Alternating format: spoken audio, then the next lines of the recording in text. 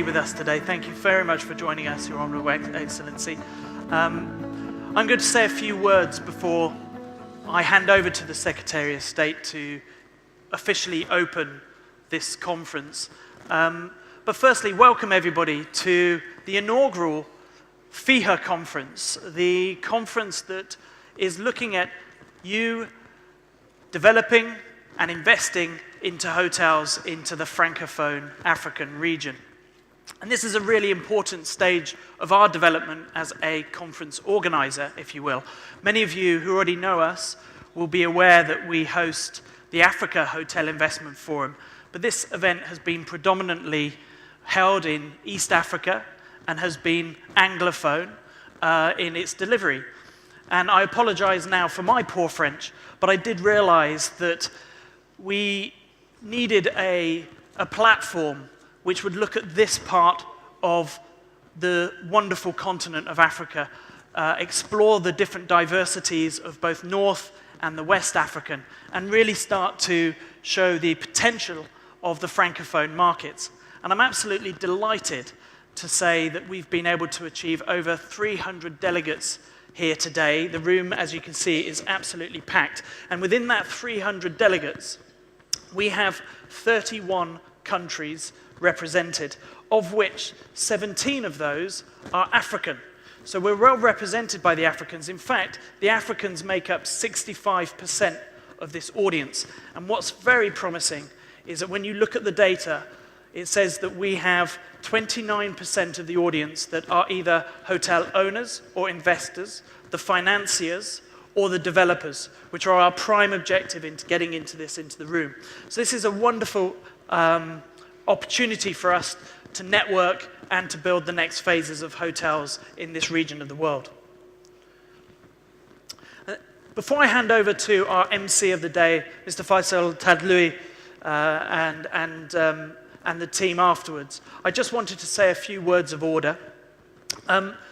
These events don't grow overnight, and we've got a fantastic team behind us. And I wanted you to just see the team of Bench Events first that have worked tirelessly for the last 10, 12 months on this project, but also, and to thank them, of course, but also so you can see their faces. So if you need anything over the course of the next 2 days, you can introduce yourselves, give us your feedback, and help us help you in that sense.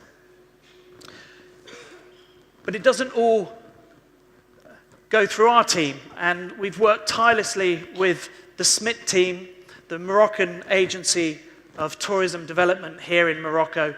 I'd like to thank Imad Salim, and the rest of the team that have been so welcoming to us and enabled us to bring this conference together.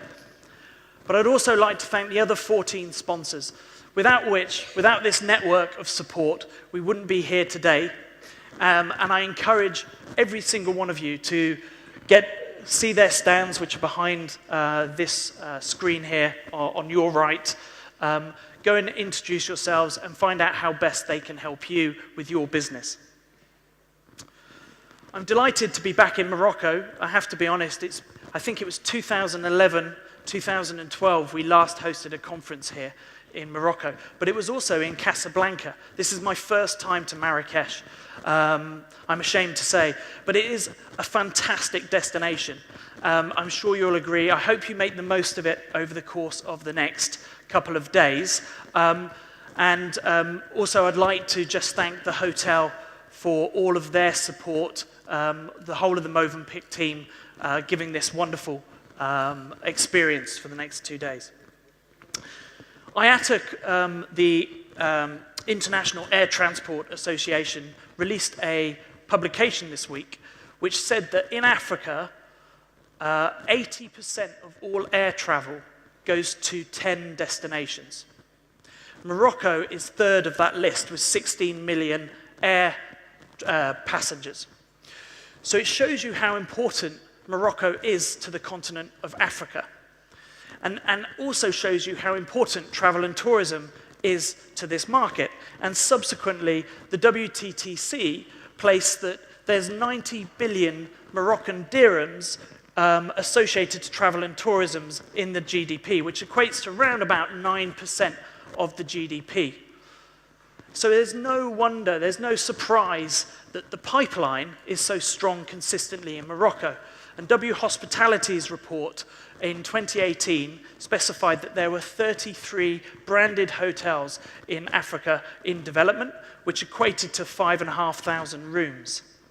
But what interested me is that actually in the top 10 of destinations, countries like Tunisia, Algeria, Côte d'Ivoire, obviously Morocco, and for the first time Senegal appeared in those destinations that are growing the pipeline.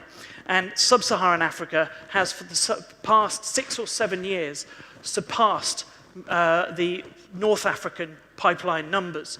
So it's showing real promise in this whole region. Now, there's going to be a lot of information over the next few days, and I'd like to take this opportunity to thank all of our speakers over the next day and a half. Over 50 speakers of you are contributing, and I thank you for your time, your effort, your knowledge, and imparting that on this crowd. Today, we'll be looking at a macroeconomic overview, followed by the governmental sort of vision of tourism in the Francophone area. And then we'll, before the coffee break, explore the developmental opportunities and some of the challenges that looks at.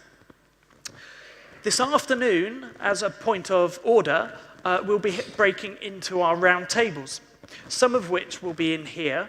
They're designed to be very active in networking and commentary, so please be vocal through those sessions.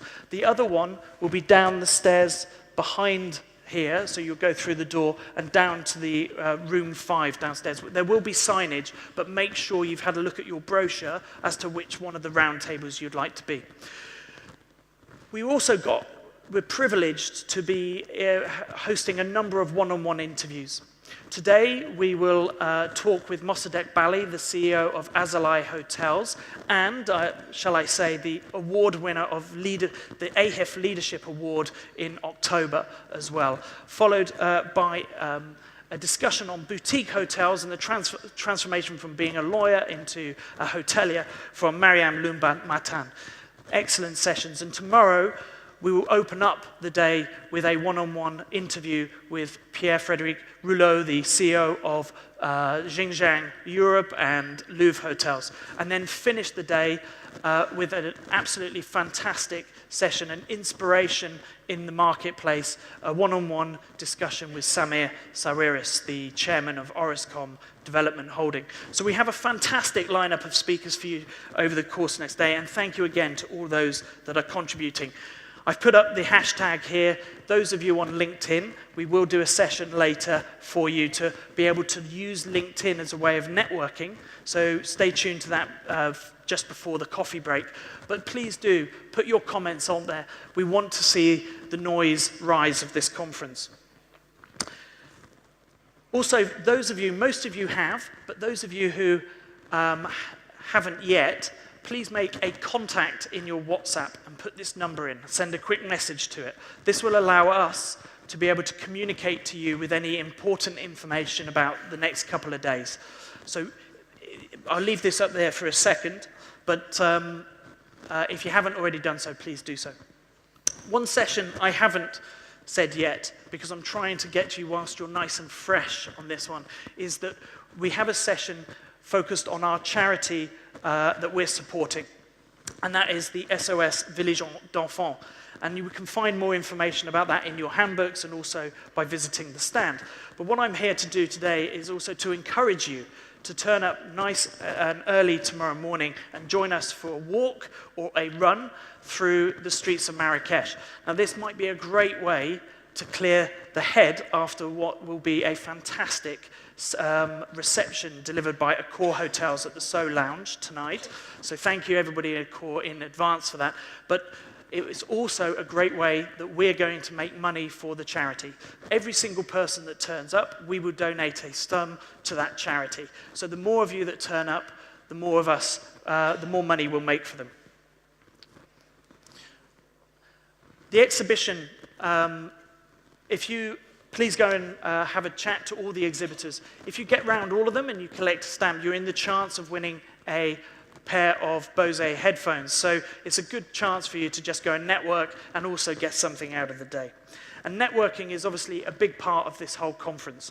So please make use of all of the available opportunities, the coffee breaks, the lunches, the receptions, and also tonight we host the Networking Express session, which is a speed dating for business. If I had to explain it, you sit opposite your counterpart, swap business cards, just introduce yourself, and then you move on. So you need lots of business cards, you need a strong voice, but what a great way to break the ice with many people.